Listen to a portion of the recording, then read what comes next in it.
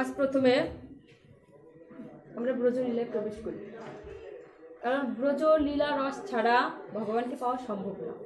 তো সেজন্য আমরা সবাই কম বেশি ভগবানের নড়িচুরি লীলা জানি, যে ক্ষীর নড়ি চুরি করেছিল সেই লীলা সম্পর্কে সবাই জানি, কিন্তু আমরা ভগবানের দুধ চুরি লীলা সম্পর্কে হয়তো জানি না, হয়তো কেউ জানি। তো আজকে একটু দুধ চুরি লীলা সম্পর্কে আলোচনা করছি। ব্রজের গোপাল সে সর্বত্র ব্রজে বিচরণ করে বেড়ায়, সমস্ত সখীদের ঘরে সে যায়, সমস্ত গোপাঙ্গনাদের সঙ্গে সে নৃত্য করে, তাদের থেকে দুধ দই ঘি মাখন চেয়ে চেয়ে খায়। তো একদিন গোপাল কি করলেন, এক ব্রজঙ্গনা অনেক দিন ধরে আশা করছে যে গোপাল এসে আমার ঘর থেকে যেন দুধ চুরি করে নিয়ে যায়। তো সে ব্রজঙ্গনা অত্যন্ত চালাক ছিলেন, খুব চালাক গোপী। উনি চিন্তা করলেন যে গোপাল যদি আসে আজ গোপালকে ধরে ফেলবো। তাই কি করলেন, ওর ঘরে বিশাল একটা ঘন্টা ছিল, গোপাঙ্গনার ঘরে। ওই ঘন্টার সঙ্গে দুটো শিকায় দুটো পাত্রে করে দুধ বেঁধে রেখেছে। যখনই ওই দুধ ধরতে নিতে যাবে তখনই ঘন্টা ঢং ঢং করে আওয়াজ হবে। তো গোপালও চিন্তা করলেন, তুমি কত চালাক হয়েছ, আমি বিশ্ব ব্রহ্মাণ্ডের স্রষ্টা, অনন্ত কোটি বিশ্ব ব্রহ্মাণ্ড আমার হাতে সৃষ্টি, প্রত্যেকটি জীব জীবাণু আমার হাতে সৃষ্টি, আর তুমি আমার উপর চালাকি করছো। তাই গোপাল কি করেছে, বেছে বেছে তার চালাক সখাদের নিয়েছে। তুমি কত চালাক, তোমার সঙ্গে তোমার দেখতে হবে। যে সর্বত্র চালাক সখা, সেই সখাদের বেছে বেছে নিয়েছে, যে ওর পরে চালাকি করতে হবে। আর যারা একটু নরম, বেশি বোঝে না, বোকা শোকা, তাদেরকে নেয়নি সেদিন। বলছে তোরা আর একদিন যাবি, চল আমার সঙ্গে। তো চালাক সখাদের নিয়ে যখন ওই গোপাঙ্গনের ঘরে প্রবেশ করেছে, তার ভিতরে যে বলশালী ছিল, বেশি শক্তিশালী, তাকে নিচে দাঁড় করিয়েছে। বলছে তুমি এখানে দাঁড়াও, আমি তোমার কাঁধে চড়ে ওই ঘন্টার রশি ধরে ধরে উপরে উঠবো। বলছে ঠিক আছে। যে সবচেয়ে শক্তিশালী সে নিচে দাঁড়ানো ছিল। ওই গোপাল তার কাঁধে চড়ে ঘন্টার দড়ি ধরে ধরে সেই দুধ নিচ্ছে। আবার ঘন্টার কাছে গিয়ে বলছে, ঘন্টা আজকে আমাকে একটু সাহায্য করবে? বলছে হ্যাঁ প্রভু, আপনি আমার কাছে কি সাহায্য চাইছেন? বলছে তুমি তো সর্বত্র বেজে বেড়াও, আজ তুমি বাজবে না, কথা দাও ঘন্টা। আজ তুমি যদি বাজো তাহলে আমি গোপাঙ্গনার কাছে ধরা খেয়ে যাব। বলছে ঠিক আছে প্রভু, আমি কথা দিলাম না, কিন্তু যদি আমি সংযম হারিয়ে ফেলি তখন তোমাকে বাঁচতেই হবে। বলছে ঠিক আছে, তখন দেখা যাবে। এই বলে গোপাল কি করছে, দুটি হাঁড়ি টেনে দুধ খাচ্ছে, অঞ্জলি পেতে দুগ্ধ খাচ্ছে। আর উপর থেকে হাঁড়ির দুধ পড়ে মাথায় অভিষেক হয়ে যাচ্ছে, স্নান হয়ে যাচ্ছে। তাই দেখে ঘন্টা আর সংযম রাখতে পারে নাই, ঘন্টা ঢং ঢং করে বেজে উঠেছে। ঘন্টা ঢং ঢং করে বেজে, প্রভু আমি আর সংযম রাখতে পারলাম না প্রভু। ঠাকুর মশাই ঘন্টা নেড়ে ভোগ নিবেদন করে তোমার জন্য প্রতীক্ষা করে, আজ তুমি আমার সাক্ষাতে প্রভু এই অঞ্জলি করে তুমি দুধ খাচ্ছ, আর এই দুধে তোমার অভিষেক হয়ে যাচ্ছে। এ দেখে আমি আমার সংযম রাখতে পারলাম না প্রভু, এই জন্য তো ডং ডং করে বেজে যাচ্ছি, আমাকে ক্ষমা করো প্রভু। তখন কি করছে, গোপাল অঞ্জলি পেতে খেয়ে আর সমস্ত সখাগণ নিচে দাঁড়িয়ে থেকে তারাও গোপালের অধরামৃত খাচ্ছে, মুখ থেকে পড়ছে, হাত থেকে পড়ছে, খেয়ে তৃপ্ত। এবার গোপাল বলছে, হা সর্বনাশ, এই ঘন্টা তো ঢং ঢং করে বেজে গেছে, আর গোপী যে বাইরে অপেক্ষা করছে, ঘপ করে সে ধরে ফেলবে। বলছে সমস্ত সখা এদিকে আসো, তোমরা কি দুধ পেয়েছো? হ্যাঁ হ্যাঁ কানাই দুধ পেয়েছি। তুমি খাওয়ার পরে তোমার অঞ্জলি পেয়ে যত দুধ পড়েছে সেগুলো কি আমরা খুব তৃপ্তি লাভ করেছি। শুধু তাই নয় কানাই, আজ যত তৃপ্তি লাভ করেছি অন্য গোপীদের ঘিরে তো তৃপ্তি লাভ করিনি। বলছে ঠিক আছে, তোমরা যখন খেয়েছো আরেকটু করে দুধ নাও, নিয়ে মুখের ভিতরে পড়ো, মুখের ভিতরে রাখো, গিলো না। আমি যা করি আমার সঙ্গে তাই করো। ঘন্টা ঢং ঢং করে বেজে যাচ্ছে। ওই গোপী কি করছে, লাঠি নিয়ে তেড়ে এসেছে, আর যত তার সখী ছিল সখীদেরকেও নিয়ে এসেছে। আজ গোপালকে হাতে নাতে ধরবো, ওর সখাদের হাতে নাতে ধরে মা যশোদার কাছে নিয়ে যাব। দেখ যশোদা, তোর ভদ্র ছেলে, তুই সবসময় বলিস তোর নবলক্ষ ধেনু, তোর ঘরে দুধ দই ঘি মাখনের অভাব নেই। দেখ তবু গোপাল এসেছে চুরি করতে, আজ যশোদাকে শিক্ষা দেব। ওর কানটি ধরে নিয়ে যাব। এই কথা বলার সঙ্গে সঙ্গে সমস্ত গোপী ঘন্টার আওয়াজে ভিতরে ঢুকেছে। গোপাল কি করছে, সখীরা গোপালকে ধরতে যাচ্ছে, আর গোপাল ভয় না পেয়ে উল্টো সখীদের দিকে ছুটছে। ছুটতে ছুটতে গিয়ে ওই মুখের দুধ সব সখীদের চোখে ফুটাচ্ছে। যখন চোখে ফুটছে, যখন চোখ মুছতে মুছতে সমস্ত সখাগণ গোপালের সঙ্গে সঙ্গে চোখে দুধ ফেলেছে। ওই চোখ মুছতে মুছতে গোপাল সখা সব দৌড়ে পালিয়েছে ছুটতে। তো যেখানে ভক্তি থাকে সেইখানেই ভগবান থাকে। ভগবান বস্তুগ্রাহী নয়, মানে ভাবগ্রাহী জনার্দন। বলছে যেখানে ভক্তি মিশ্রিত থাকে সেখানে আমার গোপালকে না ডাকলেও আসে। তো গোপী অনেক দিনের চিন্তা করেছিল যে গোপালকে একটু দুগ্ধ পান করাবে। সেরকম ভাবে আমাদের রাঘবীর বোন ছিল দয়মন্তী। ওই দয়মন্তী কি করতেন, বাল্য বিধবা ছিলেন। বাল্য বিধবা তো উনি তো মুখ দেখাতেন না। তো মহাপ্রভু যখন সন্ন্যাস গ্রহণ করেছিলেন উনি তখন নীলাচলে ছিলেন মহাপ্রভু। তো মহাপ্রভুর জন্য গৌরী ভক্তগণ যখন রথে রশি টানতে যেতেন তখন মহাপ্রভুর জন্য যে যা তৈরি করতেন দিয়ে দিতেন। তো রাঘবের বোন দয়মন্তী কি করতেন, যে চিন্তা করতেন যে আমার মহাপ্রভু তো জগন্নাথের ভোগ পায়, প্রতিদিন প্রসাদ পায়, জগন্নাথ তো কত প্রকার মিষ্টি গ্রহণ করে, গীত মিষ্টিত অন্ন গ্রহণ করে, তাই আমার প্রভুর হয়তোবা আমাশা হয়ে যেতে পারে।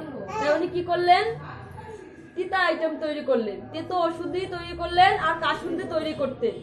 কাসুন্দি তৈরি করে যখন মাটির পাত্রে কাসুন্দি তৈরি করতেন তখন কেঁদে কেঁদে বলতেন, প্রভু আমি তো বাল্য বিধবা, প্রভু আপনাকে সেবা করার ক্ষমতা আমার নেই, দয়া করে এই কাসুনটুকু আপনি গ্রহণ করে দেখেন কোথা থেকে নিবেদন হয়ে যায়। যখনই চোখের জলে কেঁদে কেঁদে যখনই কাসুন্দি তৈরি করতেন তখনই সেটা ভগবানের নিবেদিত হয়ে গেছে। তো মা যশোদা কি করতো, প্রত্যহ হানিমাই বলতে বলতে অজ্ঞান হয়ে যেতেন। যখন সচিমাতা যখন ওই রথের দড়ি টানতে সমস্ত ভক্তগণ যেত তখন রাঘব কি করত, ওই নিজের বোনের তৈরি করা কাসুন্দি আর ঔষধি নিয়ে বাকি করে 15 দিন পায়ে হেঁটে নীলাচলে পৌঁছাতে। সেই ঔষধি আর কাসুন্দি নিয়ে যখন জগন্নাথের ভক্ত গোবিন্দ দাসের কাছে দিতেন যে গোবিন্দ দাস এগুলি মহাপ্রভুর ভোগে দিয়ে দিও, তখন মহাপ্রভু ঘর থেকে সেই গম্ভীরা ছোট্ট প্রকোষ্ঠ থেকে বের হয়ে দৌড়ে আসতো। আগে বলতো আমার দয়মন্তী কি পাঠিয়েছে, ওটা আগে দাও, ওটা আগে দাও।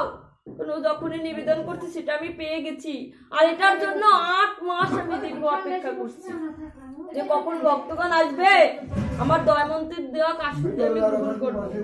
দেখেন ভগবান তখনই সেটা গ্রহণ করেছে। তো ভগবান কি ভাবগ্রাহী জনার্দন। তো কি করছে, রামচন্দ্র লক্ষণের হাতে করে, লক্ষণকে সঙ্গে করে সেই সবরীর গৃহে প্রবেশ করেছে। গিয়ে বলছে, সবরী আমার খুব ক্ষুধা লেগেছে, সবরী কোথায় আছে, সবরী আমাকে কিছু খেতে দাও সবরী। তখন সবরী বলছে, প্রভু আপনি এসেছেন, 80টি বছর হয়ে গেছে আপনার প্রতীক্ষা করতে করতে আমার চোখে আলো নেই প্রভু, আপনি যদি আসেন। তাই 2 দিন আগে অনুমানে কিছু ফল সংগ্রহ করেছিলাম, ফল সংগ্রহ করে এটো করে খেয়ে দেখেছি কোনটা মিষ্টি প্রভু। ওই তো কচু পাতায় রাখা আছে, আপনাকে তো আমি খালি হাতে অনাহারে রাখতে পারি না প্রভু, আপনি সেটা গ্রহণ করেন প্রভু। যখনই ওই রামচন্দ্র সেই ফল নিতে গিয়েছে তখন লক্ষণ হাত ধরে ফেলেছে, দাদা তোমার কি বুদ্ধিভ্রষ্ট হয়েছে দাদা, আজ তুমি বিশ্ব ব্রহ্মাণ্ডের মালিক, তুমি কিনা এই বৃদ্ধ সবরী এটো খাচ্ছ, তোমার কি বুদ্ধিভ্রষ্ট হয়েছে দাদা। বলছে, লক্ষণ এই সবরীর অধরামৃতে যে স্বাদ, যে মায়া মমতার যে তৃপ্তি, ভালোবাসা, ভক্তি, সেটা তোমার অনুভবেও নেই লক্ষণ, তুমি সেটা বুঝবে না লক্ষণ। বলছে, দাদা সত্যি আমি বুঝবো না, তাহলে আপনার একটু প্রসাদ আমাকে দিন। তখন বলছে, ঠিক আছে। তখন প্রভু সেই প্রসাদ পেয়ে যখন এই লক্ষণকে দিয়েছে, লক্ষণ সেই প্রসাদ পাওয়ার সঙ্গে সঙ্গে তার অষ্টসাত্ত্বিক বিকার হয়েছে। তখন বলছে, দাদা আমি আর কোনোদিনও বলবো না দাদা, আপনার ভক্তকে তুচ্ছ জ্ঞান করবো না, এই সবরীর অধরামৃতে যে স্বাদ আমি ত্রিভুবনের স্বাদ পাইনি দাদা, এটা আমি কোনোদিন বলতে পারবো না।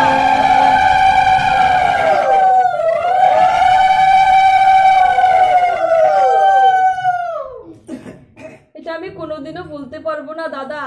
তাই কি করেছে রাসলীলায় যখন সমস্ত গোপাঙ্গনাগণ যার যার কর্ম ফেলে ভগবানের বংশীধ্বনি শুনে ছুটে গিয়েছে, তো সেই গোপীরা আজকের এই কলিযুগে একটি শিক্ষা প্রদান করেছে। এখন তো ভগবানের সাক্ষাৎ বংশীধ্বনি আমরা শুনতে পাই না, তবে যেখানে ভাগবত, যেখানে গীতা প্রসঙ্গ হয়, যেখানে কীর্তন হয়, সেখানে যত গোপাঙ্গনা ছুটে আসবে। এইটি হচ্ছে ভগবানের বংশীধ্বনি, এটাই ভগবানের বংশীধ্বনির সুর, এটাই হচ্ছে কলিযুগের রাসলীলা, রাসস্থল এটা। তো কি করছেন, এক গোপী চিন্তা করছেন আজকে একটু ননি প্রস্তুত করে আমার গোপালকে যদি দিতে পারতাম।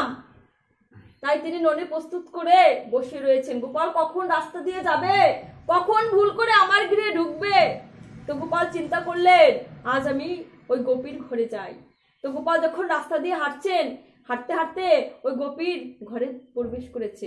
ওই গোপীর ঘর তো খোলা, তো উনিও মনে মনে চিন্তা করছেন আমার গোপাল যদি ঢুকে, এই জন্য খোলা রেখেছে। আর পাশে পলায়ন করে দাঁড়িয়ে রয়েছে একটি লাঠি হাতে।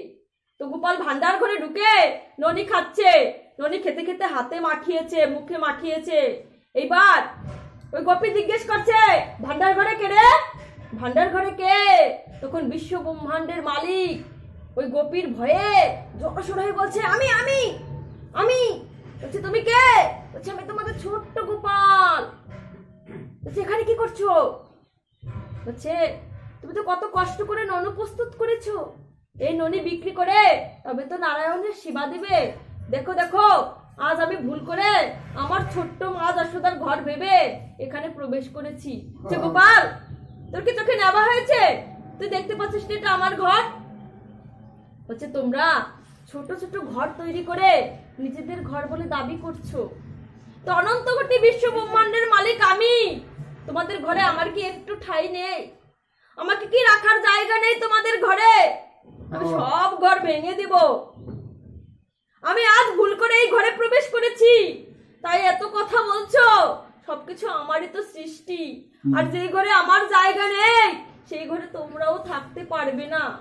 তখন বলছে বুঝলাম তো, তুমি পিঁপড়া উঠাচ্ছিলে হাত দিয়ে, কিন্তু তোমার মুখে ননি কিভাবে লাগলো? বলছে একটা পিঁপড়া, যখন পিঁপড়া উঠাচ্ছিলাম হাত দিয়ে, তখন একটা পিঁপড়া হাত বেয়ে বেয়ে বেয়ে বেয়ে উঠতে উঠতে উঠতে উঠতে আমার ঠোঁটের কোনায় এসেছিল। যখন হাত দিয়ে সেটা ফেলতে গিয়েছি তখন মুখে লেগে গিয়েছে। বলছে ও তাই না? বলছে হ্যাঁ, দাঁড়াও তোমার খেলা বুঝাচ্ছি। তখন গোপী কি করছে, লাঠি দিয়ে গোপালকে তাড়াতে গিয়েছে। গোপালকে তাড়ায় সে গোপাল ছুটতে দৌড়েছে। দৌড়াতে দৌড়াতে দৌড়াতে সে ব্রজের সমস্ত গাছগাছালি নিচ দিয়ে যাচ্ছিল। গোপাল কিন্তু কখনো পাদুকা পড়তেন না। গোপাল গাভী মাতাকে খুব ভালোবাসতেন। গাভী মাতাদের ভালোবেসে চিন্তা করছে গাভীরা তো বন বাদরে ঘুরে বেড়ায়, ওর তো পায়ে পাদুকা নেই, তাহলে আমিও পাদুকা পরবো না। গোপাল কিন্তু কখনো ব্রজে পাদুকা পরেনি। তখন ওই গোপীর যখন গোপালকে ধাওয়া করেছে, দৌড়াতে দৌড়াতে যখনই গাছগাছালি তল দিয়ে যাচ্ছিল, এমন সময় এসেছে ওই গাছগাছালি ছেড়ে গোপালের মরুভূমি বালির তপ্ত বালির পরে দিয়ে যাচ্ছিল। যেতে যেতে গোপালের পায়ে একটু গরম গরম আঁচ লেগেছে। তখন ওই গোপী বলছে গোপাল দাঁড়াও, গোপাল আমি আর তোকে তাড়াবো না। গোপাল এতক্ষণ তো ভালো ছিলি গোপাল, এখন যে তুই বালির তপ্ত বালির পর দিয়ে যাচ্ছিস, এটা তো তোর পায়ে ফসকা লেগে যাবে গোপাল। বলছে তাহলে তুমি আমাকে তাড়াচ্ছ কেন? বলছে জগতে কোনো কিছুর পরে ঘোরার আমার নেশা নেই। জগতের নিছক বস্তুর পরে ঘুরলে পরে আমাদের আর শান্তি নেই, কিন্তু তোর পিছে ঘুরতে যে আমার কত মজা লাগে। তোর পিছে ঘুরলেই তো লাভ গোপাল। গোপাল তুই ফিরে আয় গোপাল, তোর পায়ে যে ফসকা লেগে যাবে। এরকম অনুভূতি দিয়ে ভগবানকে ভালোবাসতে হয়। আর ভগবানকে শুধুমাত্র নিবেদিত প্রসাদ নয়, যখন যে বস্তুটা কিনা হবে তখনই সেই বস্তু নিবেদন সেখান থেকে হয়ে যায়, ভাব থেকেই নিবেদন হয়ে যায়। ব্রজবাসীরা কি করেন, ব্রজবাসীরা এরকম আলাদা করে ফল অন্ন তৈরি করে গোপালকে নিবেদন করেন না। যখনই সেটা তৈরি করেন সেইখান থেকে নিবেদন হয়ে যায়। রুটি করে উনুন থেকে নিবেদন করে ওম গোপালায় নমঃ বলে, নন্দলালা কানাইয়া গ্রহণ করো এরকম বলে। তো যখনই আমরা একটা ফল কিনতে যাই, যখনই কোনো কিছু কিনতে যাই, আমাদের মন থেকে আবেগ অনুভূতি দিয়ে তখনই সেটা ভগবানকে নিবেদন করা উচিত। আমরা কি করি, বাড়িতে এসে দ্রুত করে বানিয়ে ঘন্টা নেড়ে তুলসী পাতা দিয়ে তখন ভগবানকে অর্পণ করি, কিন্তু তার সাথে মনের আবেগ থাকতে হবে। ঠাকুর মশাই যেরকম ভোগ লাগিয়ে ঘন্টা নিবেদন করে, ঘন্টা বাজিয়ে ভোগ নিবেদন করে, তখন আমাদেরও উচিত কি সবকিছু তৈরি করে ভগবানকে মনে মনে চিন্তা করতে হবে। আজ এখানে গণ্ডিতায় রাধা গোবিন্দ এসেছে, তাদেরকে পাদ সেবা করতে হবে, চরণ দ্রুত করে তাদেরকে মনে মনে নিবেদন করতে হবে, প্রভু তুমি সাক্ষাতে খাও। এইরকম ভাবনা থাকলে ভগবান গ্রহণ করে না। তাই বলছে ভগবান বস্তু গৃহায় নয়, উনি ভাবডাহি জনার্দন।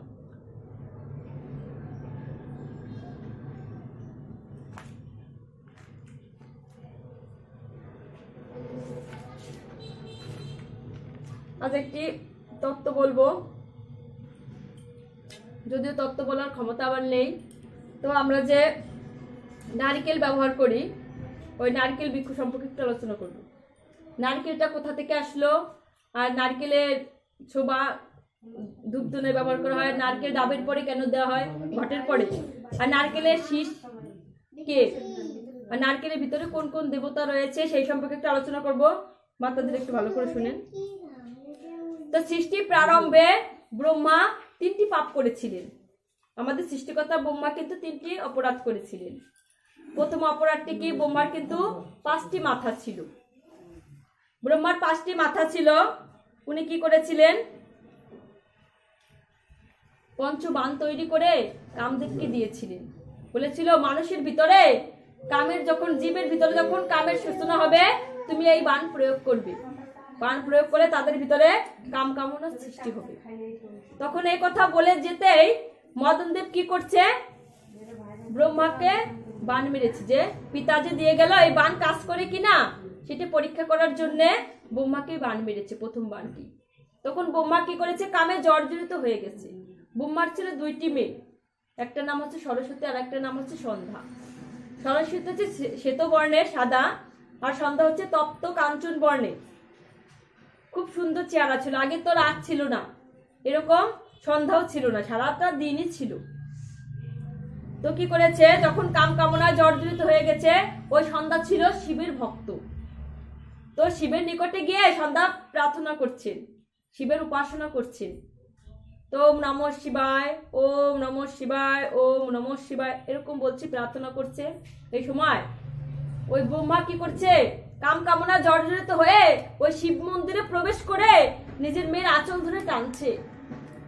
আঁচল ধরে টানতে টানতে যখন কাম প্রবৃত্তি নিবৃত্তি করবে, তখন ওই সন্ধ্যা প্রকট হয়ে বলছে, প্রভু শিবকে বলছে, আমাকে আমাকে রক্ষা করুন প্রভু, আমি যদি একদিন আপনার উপাসনা করে থাকি আমাকে রক্ষা করুন। শিব বলছে তথাস্তু।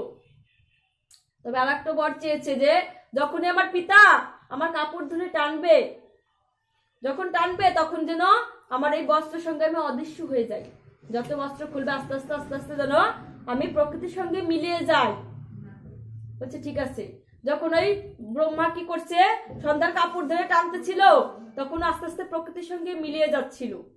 আর শিব করছে তখন রুষ্ট হয়ে ওই ত্রিশূল দিয়ে ব্রহ্মার একটি মস্তক ছেদন করেছে। ব্রহ্মা প্রকৃতির সঙ্গে মিলে গিয়ে ওই কালো রূপ ধারণ করেছে।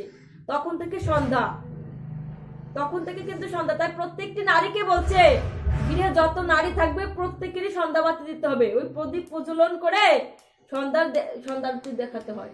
তখন যে তপ্তবর্ণের হয়েছে, তখন সন্ধ্যার রূপ ফিরে আসে। তখন বলছে শিব, যে ব্রহ্মাতে একটি মাথা ছেদন করেছি, তাহলে এই মাথাটি কি করা যায়, মাথাটি কিছু করতে হবে। তখন সে অগ্নিদেবকে ডাক দিলেন, হে অগ্নিদেব, এই ব্রহ্মার পঞ্চম মস্তকটি আপনি আগুনে পুড়িয়ে ফেলুন। তখন অগ্নিদেব বলছে, না না, এই দুরাচারী মস্তক আমি নিতে পারবো না। যে মস্তকে খুব ভাবনা এসেছে, মেয়ের প্রতি লালসা এসেছে, এই মস্তক যদি আগুনে পোড়ায় তাহলে আমি পাপী হয়ে যাব প্রভু, আপনি আমাকে ক্ষমা করে দিন প্রভু। অগ্নিদেব চলে গেল। গঙ্গাকে ডেকেছে, গঙ্গা তুমি এই মস্তকটা তোমার গঙ্গায় ডুবিয়ে দাও। তখন বলছে, না প্রভু, এই যে পাপী অপরাধী, এই মস্তক যদি আমি গঙ্গায় ফেলি তাহলে আমার গঙ্গা অপবিত্র হয়ে যাবে, আমার জল অপবিত্র হয়ে যাবে, আমি পারবো না প্রভু। চলে গেল গঙ্গা। এবার এসেছে বসুমতীর কাছে, এসে বলছে, বসুমতী এই মস্তকটা তুমি গ্রহণ করো। বলছে না প্রভু, এর বিশাল পাপ রাশি আমাকে ভারগ্রস্ত করে তুলবে, আমি টিকতে পারবো না প্রভু, আমি পারবো না। তখন দেবতারা চিন্তিত হয়ে গেলেন, শিবও চিন্তিত হয়ে গেলেন। তখন গেলেন ভগবান বিষ্ণুর কাছে। বিষ্ণুর কাছে গিয়ে প্রার্থনা করলেন, বিষ্ণুদেবকে বললেন, প্রভু এই ব্রহ্মার পঞ্চম মস্তক কি করা যায়? তখন বিষ্ণুদেব বলেন, এই ব্রহ্মার পঞ্চম মস্তক প্রদীপ রূপে পৃথিবীতে থাকবে শাস্তি হিসেবে। তখন ব্রহ্মা সাথে সাথে গিয়ে ভগবান বিষ্ণু চরণ জড়িয়ে ধরে বললেন, প্রভু আমার পঞ্চম মস্তক তো প্রদীপ রূপে থাকবে, কিন্তু আমি আপনার সাথে থাকতে চাই। বলছে এই যে জিহ্বা দিয়ে কুপ্রস্তাব করেছে, এই প্রদীপের সলতা হিসেবে সে জিহ্বা জল জল করে জ্বলবে, একে ভক্তগণ কখনো বিনষ্ট হতে দেবে না। তখন অনেক অনুবিনয় করে ব্রহ্মা যখন ভগবান বিষ্ণু চরণে পড়লেন, তখন বিষ্ণু তাকে আশীর্বাদ করলেন, ঠিক আছে তোমার এই মস্তক দিয়ে যখন জগতে প্রদীপের আবির্ভাব হবে, আর এই প্রদীপ ছাড়া যেখানে আমার পূজা হবে, পাঠ কীর্তন হবে, প্রদীপ ছাড়া আরতি হবে না। আর যখন প্রদীপ ছাড়া আরতি হবে না, তখন আমার পূজাও সম্পূর্ণ হবে না। এই প্রদীপের সঙ্গে তুমি থাকবে, আর তোমার শাস্তি স্বরূপ তোমার এই অপবিত্র জিহ্বা জল জল করে জ্বলবে। এই জন্য প্রদীপ কেউ নিভতে দেয় না। আর যদি সংসারে কেউ ভগবান আরতি করার পরে প্রদীপ নিভাতে চায়, কেউ ফু বা হাত দিয়ে প্রদীপ নিভাবেন না। ভগবানের প্রসাদী ফুল দিয়ে প্রদীপ নিভাতে হয়। ভগবানের ফুল দিয়ে প্রসাদী প্রদীপ দিয়ে ফুল দিয়ে প্রদীপ নিভালে পরে সন্তানের আয়ু সুরক্ষিত থাকে। তো ব্রহ্মা দ্বিতীয় অপরাধটি করেছিল কি? দাপুর যুগে গোবর্ষ হরণ করেছিল। ভগবান শ্রীকৃষ্ণের গোবর্ষ হরণ করে তিনি যবন হরিদাস রূপে জন্মগ্রহণ করেছিল।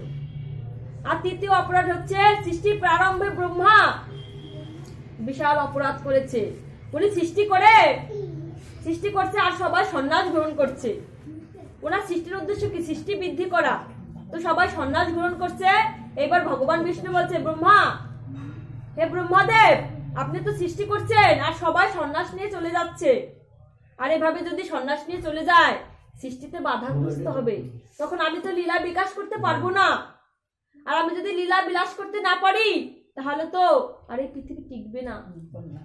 তখন বলছে, প্রভু আপনি বিশ্ব ব্রহ্মাণ্ডের মালিক, অনন্ত কোটি বিশ্ব ব্রহ্মাণ্ড আপনার রচয়িতা, আর আপনি আমার সৃষ্টি নিয়ে সংশয় করছেন। আজ আমি মানুষ সৃষ্টির গাছ তৈরি করব। রাগ হয়ে ব্রহ্মলোকে গিয়ে সে দরজা বন্ধ করে মানুষ সৃষ্টির গাছ তৈরি করছে, যে আজ আমি সুপারি, নারিকেল আর কলার মতো করে মানুষ সৃষ্টি করব, যাতে গাছে অনেক মানুষ হতে পারে। তখন বিষ্ণু চিন্তা করলেন, হায়রে, যদি সুপারি আর নারকেলের মতো মানুষ সৃষ্টি হয়, তাহলে এদের খাদ্য তো দিতে পারবো না, আর মানুষে হানাহানি কাটাকাটি শুরু হবে। তাহলে কি করা যায়? চিন্তা করে দেখলেন, এখন আমাকে কৈলাসে যেতে হবে, শিবের সাহায্য নিতে হবে আমাকে। তখন কি করলেন? সেই বিষ্ণুদেব আস্তে আস্তে করে শিবলোকে গেলেন। সেখানে গিয়ে শিবকে প্রণাম করছেন, ওম নমঃ শিব চন্তায় কারণেত্রয় হেতবে নিবেদয়ামি চত্মনং তঙ্গতি পরমেশ্বর। এবার শিব চোখ মিলে দেখছেন, আরে সাক্ষাৎ ভগবান বিষ্ণু আমার কৈলাসে এসেছে। তখন উনিও তাকে প্রণাম করছে, নারায়ণকে প্রণাম করে বলছেন, প্রভু আপনি কষ্ট করে এখানে আসতে গেলেন কেন? আমাকে ডাকলেই তো পারতেন। বলছে, হর এবং হরি এক এবং অভিন্ন। হরকে লাভ না করলে হরিকে কখনো লাভ করা যাবে না। বলছে, হর কোথায় থাকে? হর থাকে শ্মশানে। আর কেউ যদি মৃত্যুবরণ না করে, তাহলে কখনো বৈকুণ্ঠ পাওয়া যাবে না। এই জন্য হর এবং হরি হচ্ছে এক এবং অভিন্ন। এখন বলছে, আমরা একটু সমস্যায় পড়েছি, সেই সমস্যাটা সমাধান করতে হবে। বলছে, কি প্রভু? বলছে, আমার সঙ্গে ব্রহ্মলোকে যেতে হবে। সেখানে ব্রহ্মা রেগে আছে, সে মানুষ সৃষ্টির গাছ তৈরি করছে, তাকে মানুষ সৃষ্টির গাছ তৈরি করতে দেওয়া যাবে না। তখন প্রভু কি করছে? শিব রওনা হয়েছে তার ষাঁড়ের পিঠে চড়ে, সঙ্গে সঙ্গে তার চেলারাও যেতে চাচ্ছে। তখন বলছে, না না, তোমরা যদি এই মুখে রাম নাম করতে পারো, কৃষ্ণ নাম জপ করতে করতে যেতে পারো, তাহলে আমার সঙ্গে যাবে। কারণ শিব হচ্ছে পরম বৈষ্ণব। ভাগবতমে 12 জন বৈষ্ণব আছে, দ্বাদশ মহাজন, তার ভিতরে শিব একজন। তো বলছে, ঠিক আছে। তখন সমস্ত চেলাগণ রাম নাম কীর্তন করতে করতে করতে করতে সে ব্রহ্মলোকে গিয়ে উপস্থিত হয়েছে। তখন ব্রহ্মাকে গিয়ে ডাক দিয়েছে, ব্রহ্মা দরজা খুলেছে। খোলার পরে তখন প্রণাম করেছে ব্রহ্মা শিবকে, শিব ব্রহ্মাকে প্রণাম করেছে। শিব ব্রহ্মা একটু রেগে আছে, বলছে ব্রহ্মা তুমি কি করছো? বলছে দেখছেন না আমি মানুষ সৃষ্টির গাছ তৈরি করছি। তুমি কি করছো? বলছে মানুষ সৃষ্টির গাছ তৈরি করেছি। এরকম করছে, এরকম 10-12 বার বলার পরে ব্রহ্মা রেগে গিয়েছে, এমনি তো রাগ হয়েছে আরো রেগে গিয়েছে। বলছে তুমি কি করছো? বলছে দেখছো না তোমার মাথা তৈরি করছি। যেরকম আমরা রেগে গেলে বলি না তোর মাথা করতেছি, দেখছো না তোমার মাথা তৈরি করতেছি। শিব বলছে তথাস্তু, তুমি যে গাছ তৈরি করছো ওতে আমার মাথাই হবে। শিবেরও কিন্তু পঞ্চম মস্তক ছিল, শিবের আর একটা হচ্ছে পঞ্চানন। তো একটা মস্তক ওখান থেকে গিয়ে সেই নারকেলের রূপান্তর হলো, একটা মস্তক কিন্তু নারিকেল।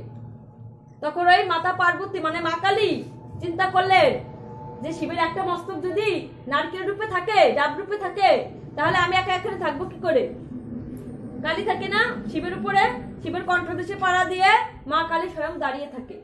তখন বলছে যে আমিও একা থাকতে পারবো না। তখন মহাদেবকে বলছে প্রভু আপনি আপনি যখন এখানে এসেছেন আপনার সঙ্গে আমাকে রাখবেন। বলছে ঠিক আছে,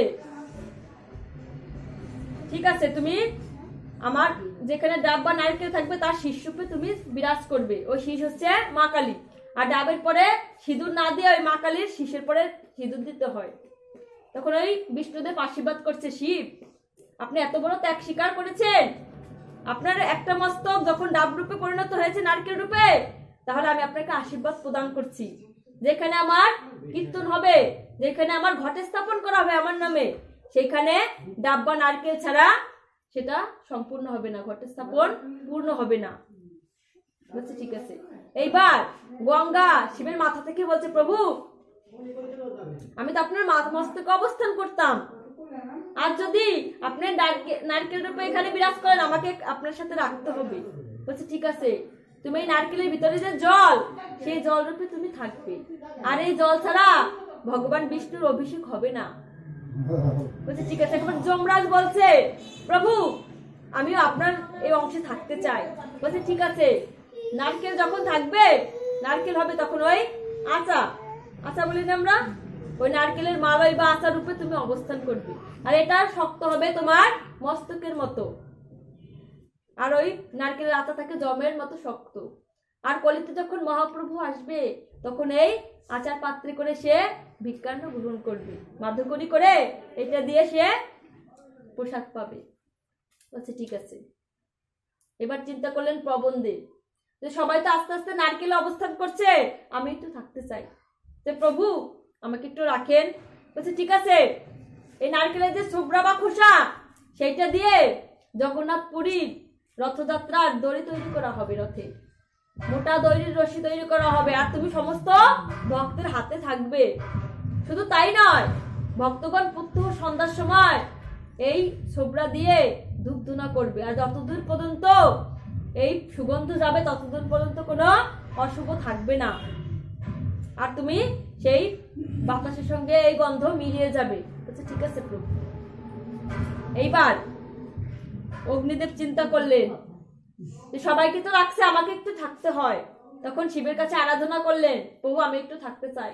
তখন বলছে নারকেলের ভিতরে তো জায়গা দেওয়া সম্ভব হচ্ছে না, তো নারকেল গাছের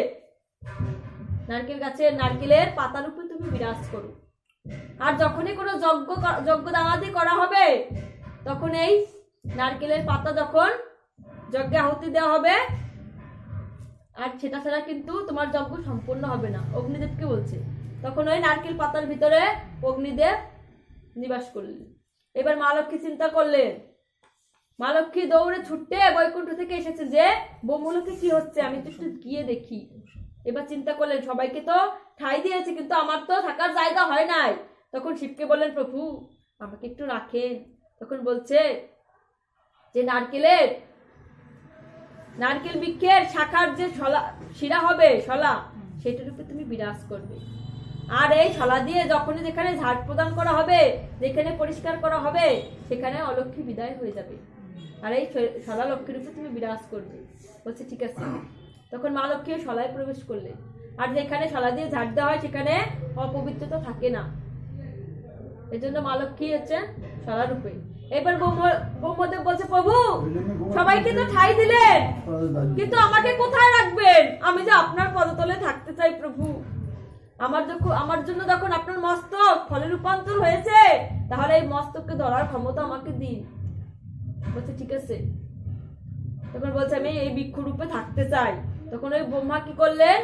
নিজে বৃক্ষরূপে দাঁড়িয়ে রইলেন। ওই নারকেল বৃক্ষ হচ্ছে স্বয়ং ব্রহ্মা। আর এই নারকেল বৃক্ষসহ ফলে 8 জন দেবদেবী বাস করে। এজন্য কেউ নারকেল বৃক্ষে উঠলে আগে নারকেল বৃক্ষকে প্রণাম করে তারপরে নারকেলে উঠতে হয়।